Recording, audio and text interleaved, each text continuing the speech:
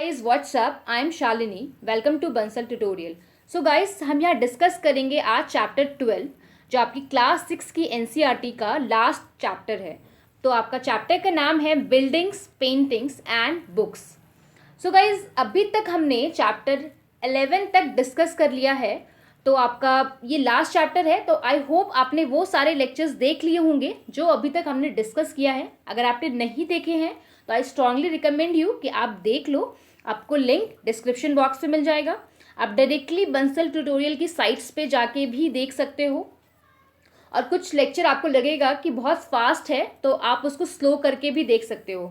Setting में slow का option होता है, तो आप स्लो कर लेना। अगर आपको लगे कि काफ़ी फास्ट हो रहा है लेक्चर तो आप अपने अकॉर्डिंग उसको कर सकते हो। तो देख लेते हैं अभी तक हमने क्या चीज़ें डिस्कस की है। तो अगर हम बात करें तो हमने फर्स्ट बात किया था जीसस क्राइस्ट का जो बर्थ का जो टाइम था वो था 0 का टाइम। इसके पहले हम लोग BC लेते हैं, इसके बाद हम लोग AD लेते हैं। यहाँ पे उल्टी काउंटिंग चलेगी, मतलब हम 0 के पास जाएंगे। यहाँ पे क्या होगा, 0 से हम दूर जाएंगे, सीधी काउंटिंग चलेगी। मतलब यहाँ 1 2 3, यहाँ पे 3 2 1 ऐसे चलेगा क्योंकि हम 0 के यहाँ पास जा रहे हैं।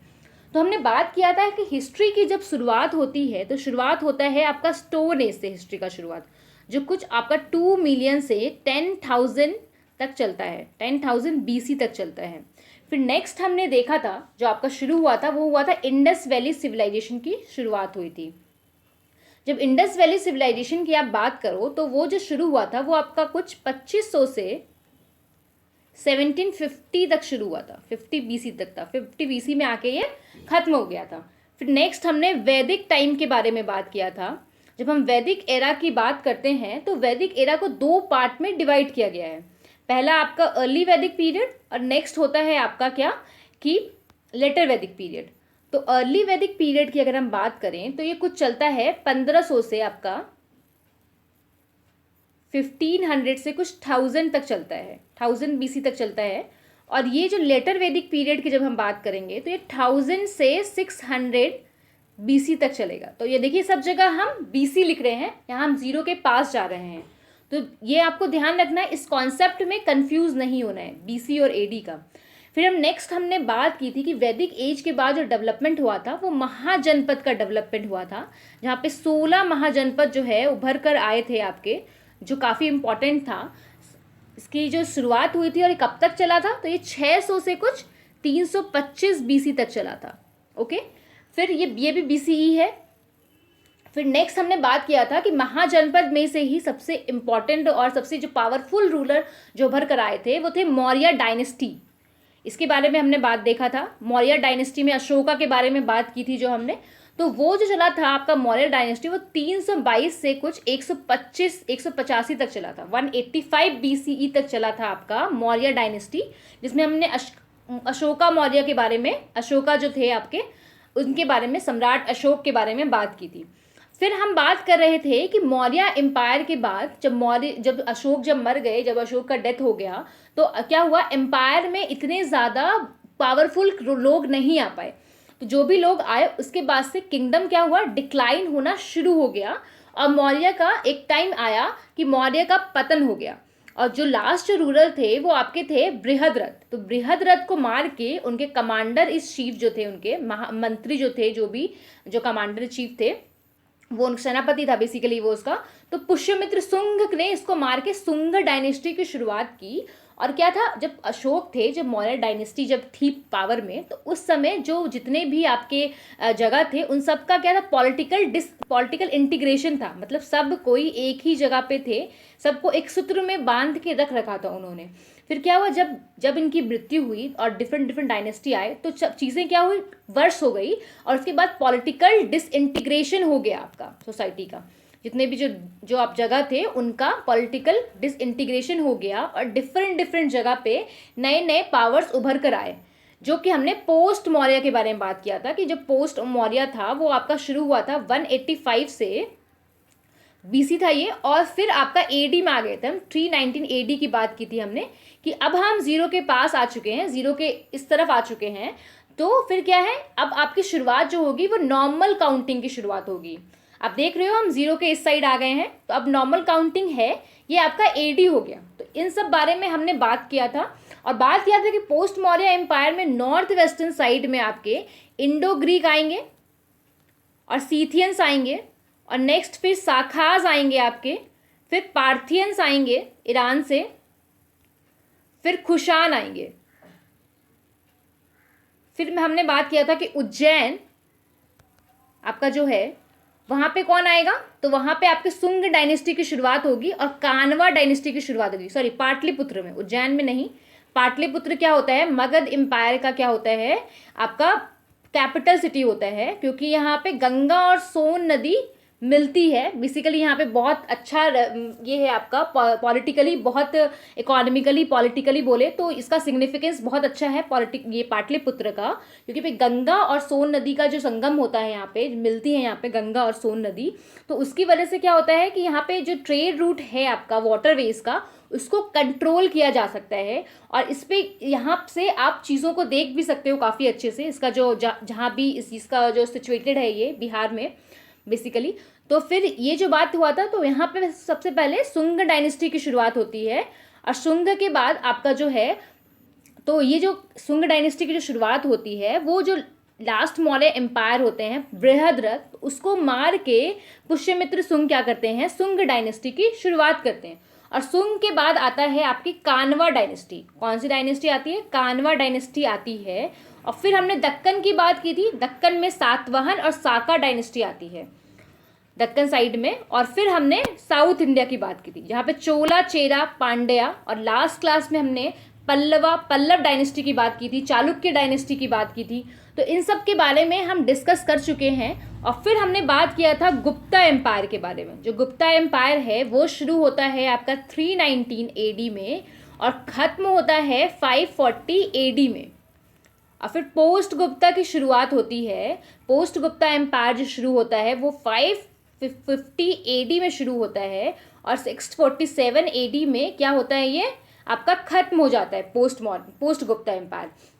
तो आप जो ये देखोगे अभी बिल्डिंग और पेंटिंग के बारे में, तो उन सब का जो शुरुआत हुआ था वो बुद्ध के टाइम में हुआ था। जो महाजनपद थे, महाजनपद के जो कंटेम्पररी थे, उसी टाइम पे बुद्ध और जैनिज्म का विकास हो रहा था। तो बेसिकली ये बात कर रहे हैं हम 6th BCE की। तो इस टाइम पे ही डेवलपमेंट हो गए थे, आपके डेवलपमेंट होने शुरू हो गए थे। आपके स्तूपास के बारे में आप देखोगे या फिर जो बिल्डिंग वगैरह देखोगे, तो उन सब का डेवलपमेंट होना यहाँ से शुरू हुआ था। जो फिर पेंटिंग वगैरह के बारे में अगर बात करो, तो वो जो डेवलपमेंट होना आपका चलता रहा था, वो खत्म आपका शुरू हुआ था गुप्ता पीरियड है। पेंटिंग की शुरुआत बेसिकली गुप्ता पीरियड में होती है, और ये आपकी पोस्ट गुप्ता पीरियड तक चलता रहेगा। हम इन सब के बारे में एडवांस जब हम पढ़ेंगे, जब बुक्स पढ़ेंगे आपकी 11th 12th की, तब उस बारे में हम बात करेंगे। जब NCERT आपकी उसकी बात करेंगे हम एंशिएंट हिस्ट्री की, आपकी एडवांस बुक की, तब हम इसको और इलॉबरेटली देखेंगे।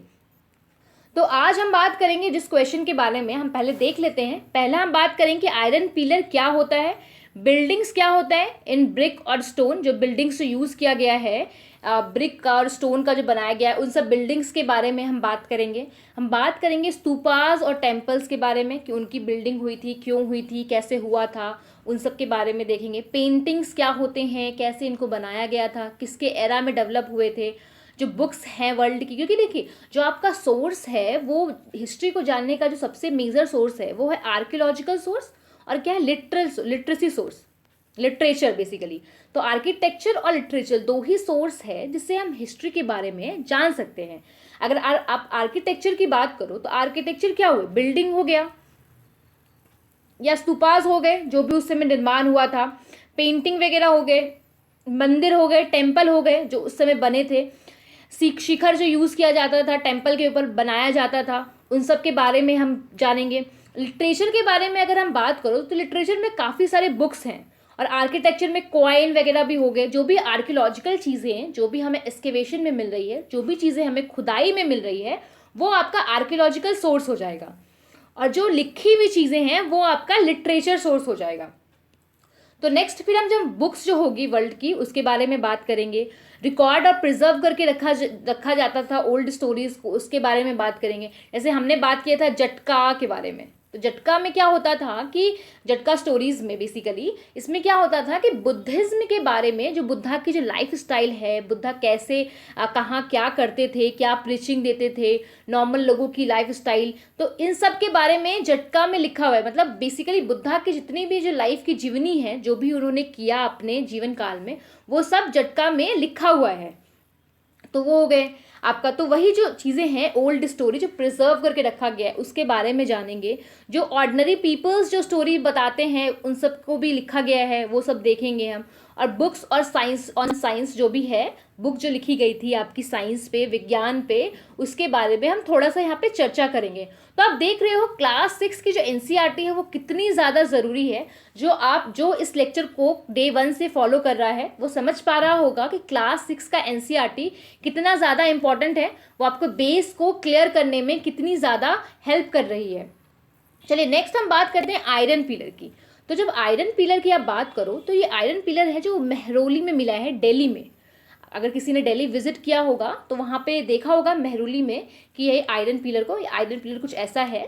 ये क्या है, एग्जाम्पल है, बहुत ही रिमार्केबल, बहुत ही खूबसूरत आप कह सकते हो एग्जाम्पल है, जो इंडियन क्राफ्ट पर्सन को दिखाता है। जो अर्ली एरा में जो क्राफ्ट पर्सन थे, जो चीज़ें बनाया करते थे, उनके स्किल्स को दर्शाता है कि उनमें कितनी अच्छी प्रतिभा थी। क्योंकि देखो ये पिलर का जो हाइट है वो 7.2 मीटर है।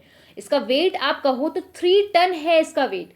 अब आप आयरन की बात करो तो आयरन क्या है, दिल्ली में तो अवेलेबल नहीं होता है आयरन, या तो वो झारखंड रीजन से लाया गया होगा। तो ये आप देख सकते हो कि क्या है कि यहाँ से एक जगह से दूसरे जगह इसे लाया भी जा रहा है। आप देख रहे हो कि ये चीज़ें जहाँ अवेलेबल नहीं है वो कहीं और से ला करके यहाँ पे बनाया गया है उसको।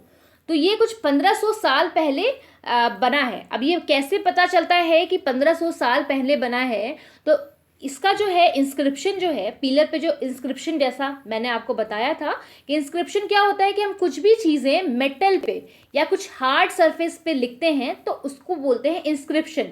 तो इस पिलर पे काफ़ी सारे चीज़ें लिखी हुई है। और जो रूलर का नाम जो मेंशन किया गया है वो चंद्र रूलर का नाम मेंशन किया गया है। जो ऐसा मन लग रहा है, जैसा प्रतीत हो रहा है कि ये गुप्ता डायनेस्टी से कोई रूलर होंगे, चंद्र जिसका नाम होगा। तो ये सब चीज़ें यहाँ पे इंस्क्राइब की हुई है, जिससे हमें ये पता चल रहा है कि ये 1500 साल पहले है। और जब हम गुप्ता डायनेस्टी की बात करें तो चंद्रा जो है वो कब आए थे, पहले जैसे मैंने आपको बताया, पहले श्रीगुप्त आए थे, श्रीगुप्त के बाद घटोत्कच आए थे, घटोत्कच के बाद आपके चंद्रगुप्त फर्स्ट आए थे, फिर आया था आपके समुद्रगुप्त, और नेक्स्ट फिर आए थे चंद्रगुप्त द्वितीय। तो या तो इस चंद्रगुप्त के बारे में ये बात कर रहा है या फिर ये इस चंद्रगुप्त के बारे में बात कर रहा है। तो हमें नहीं पता ये कौन से चंद्रगुप्त के बारे में इन्होंने बात की है बस। तो ये इस दोनों में से ही कोई एक रूलर होगा जिसने ये इंस्क्रिप्शन करवाया होगा।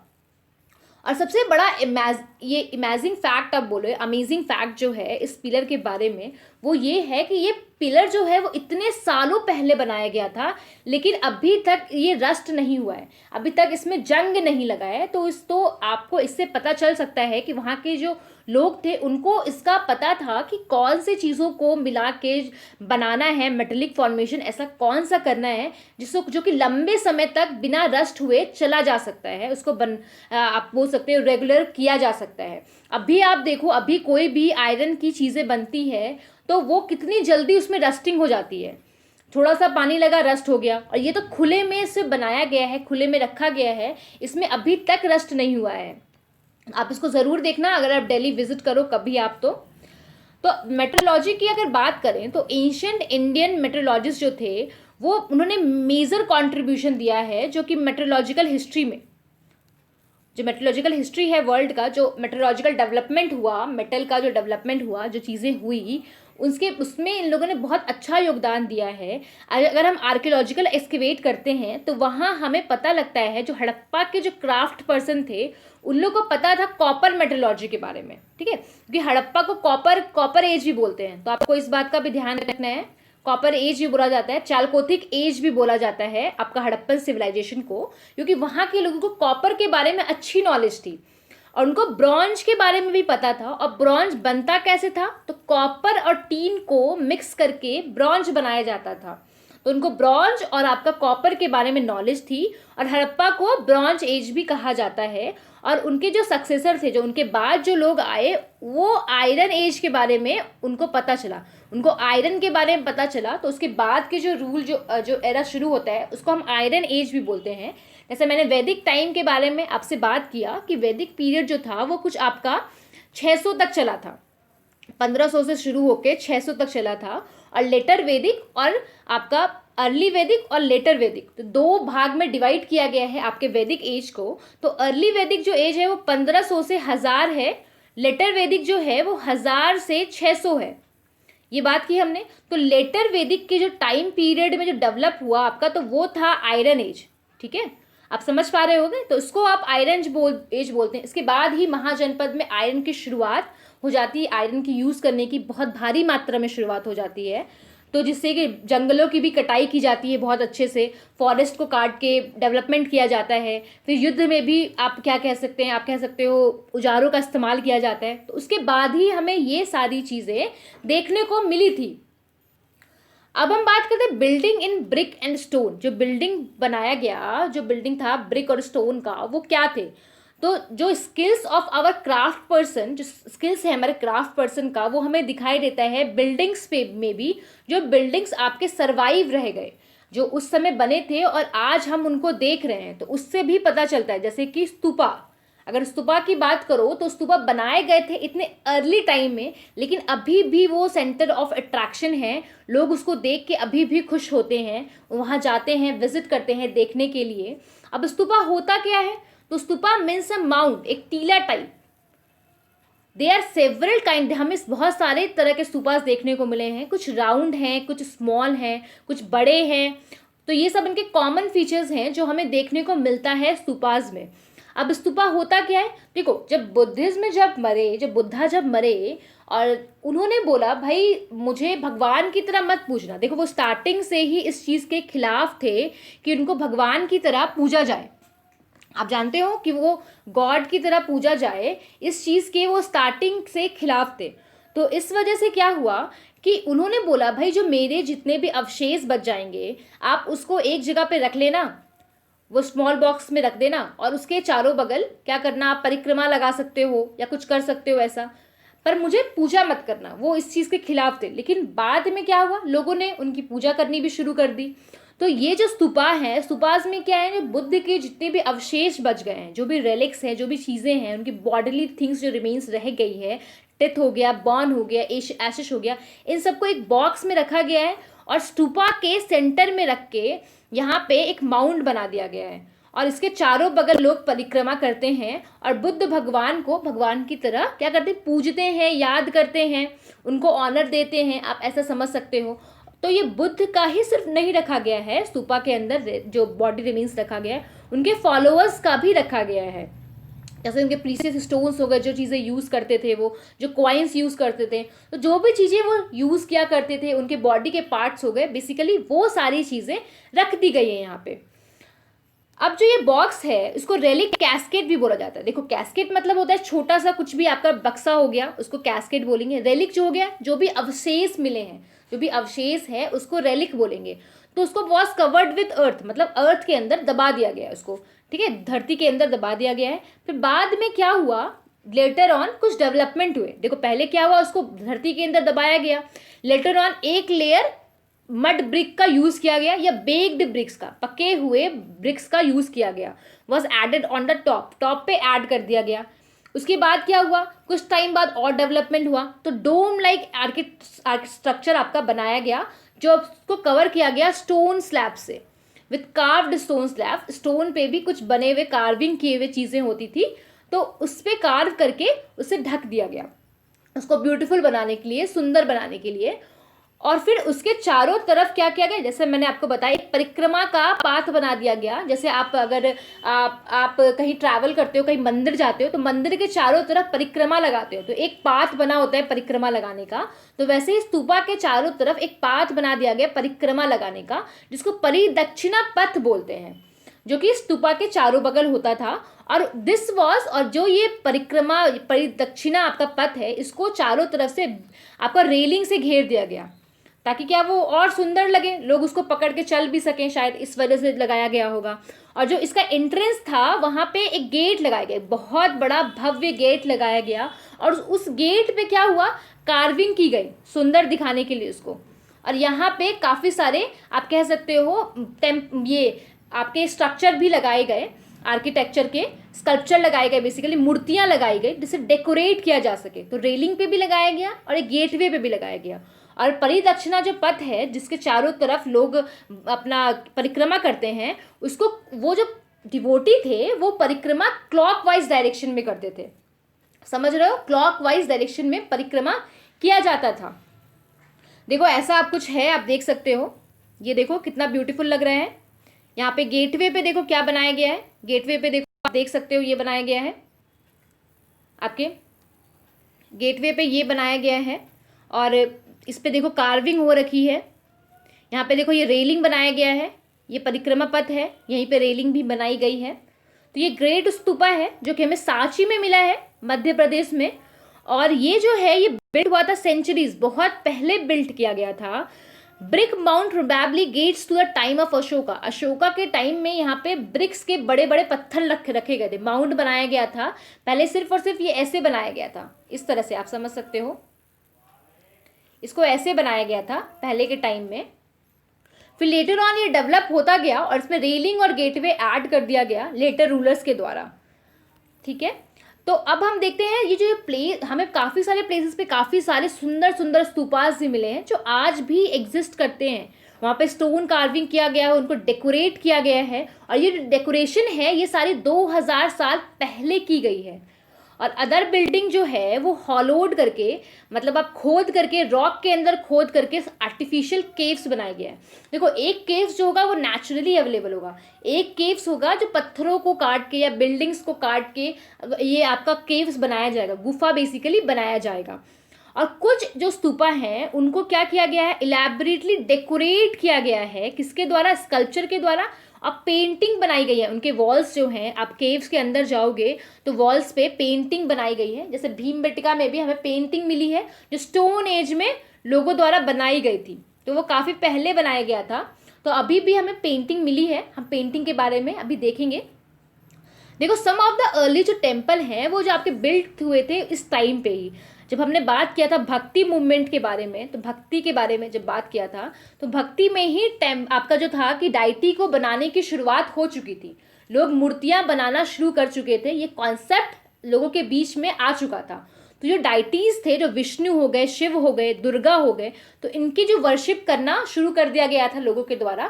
हमने विष्णु के बारे में बात किया था कि बोर के फॉर्मेशन में विष्णु अवतार लेते हैं और वो पृथ्वी को बचाते हैं, पृथ्वी को अपने कंधे में दिखाया था, हमने लास्ट लेक्चर में बात की थी इसके बारे में।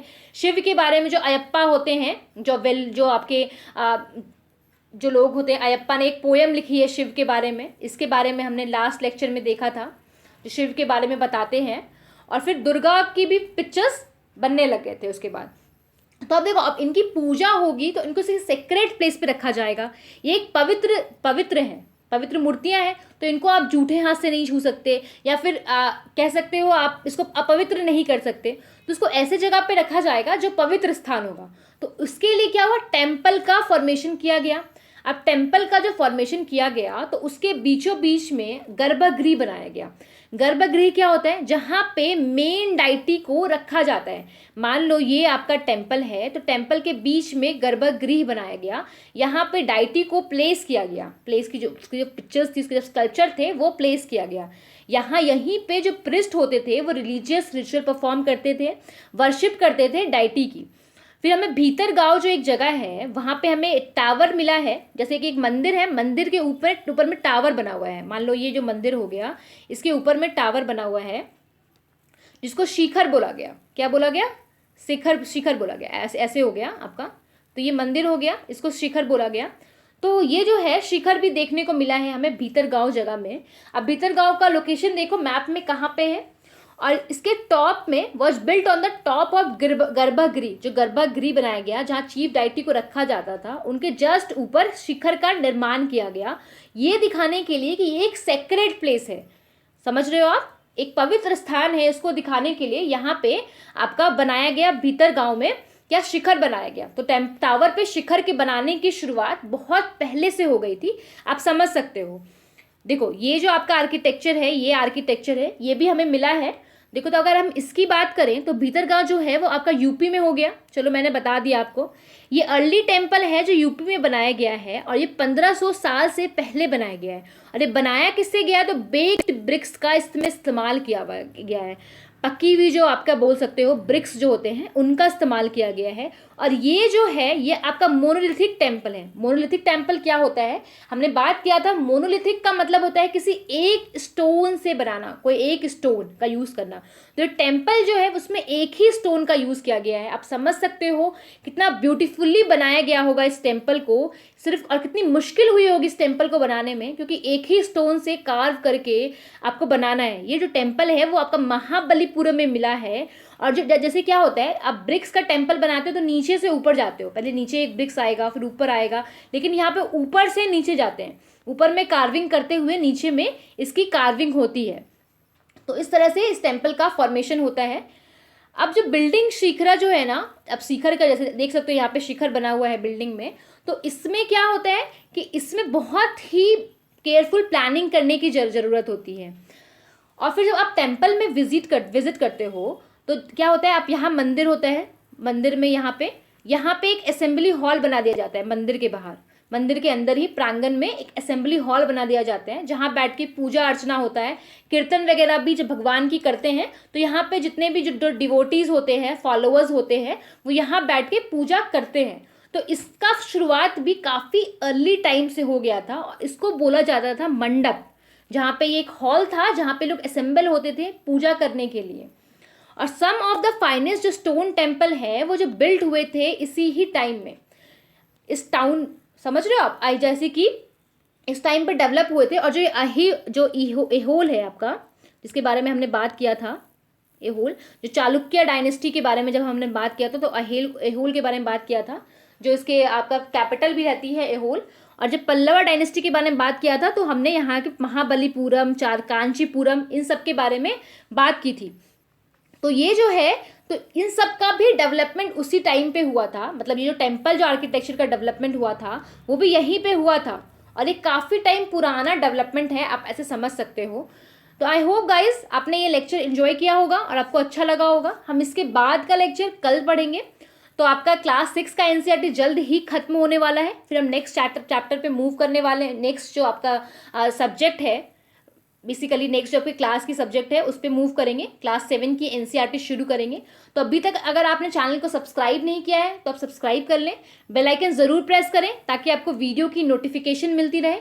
आपको लगे कि आपको इसका पीडीएफ चाहिए तो आप टेलीग्राम चैनल पे जाके इसके पीडीएफ को डाउनलोड कर सकते हो टेलीग्राम चैनल पे, और मुझे आप अपना फेसबुक पे या इंस्टाग्राम पे फॉलो कर सकते हो। Okay, thank you so much guys, कल फिर मिलेंगे नए वीडियो के साथ।